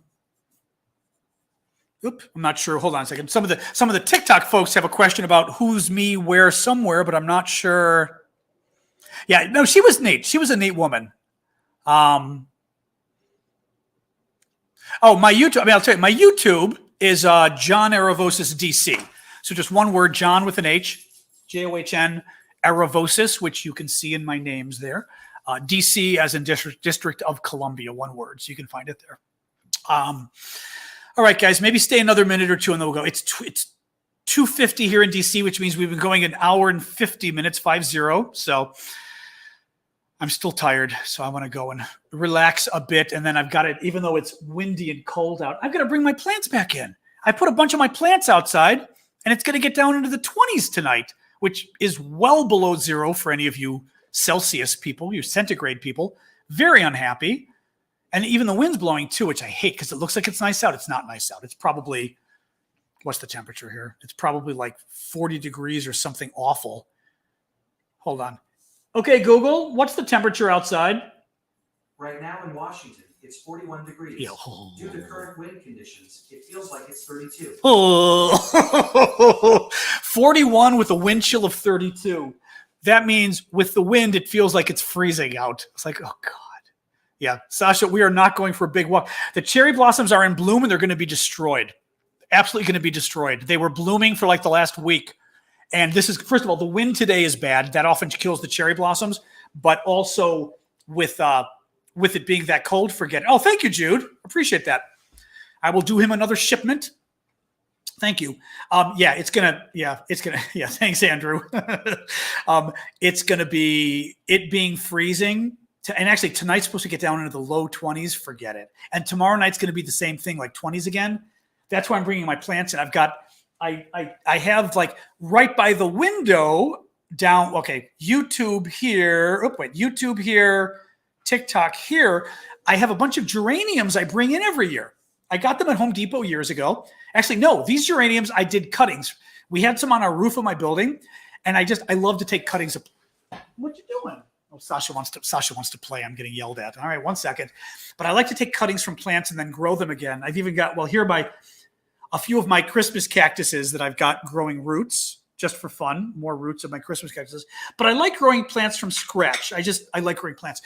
So these guys, I took cuttings and grew them in water, and every winter I bring them inside, and there's enough sun. You cut them back. You have to cut them back like 2/3.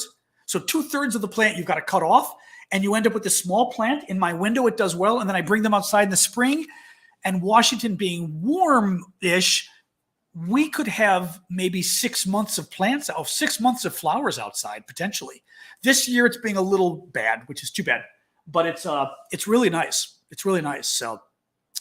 But any case, yeah, those are you can see behind me, those are my Christmas cactuses inside. I used to put them outside, but when they're outside, they get, thank you, Wendy, by the way. When they're outside, the soil can get rotted and stuff. It's weird. It gets like fungus and all sorts of bad things. So I finally stopped, and they stay inside, and they grow pretty well, but they're a variety of, I did a plant tour once a couple of weeks ago. I don't know, favorite plant's hard to say because I used to grow orchids, and orchids were always my favorites. But this is not much of a house to grow orchids in. I don't get enough sunlight.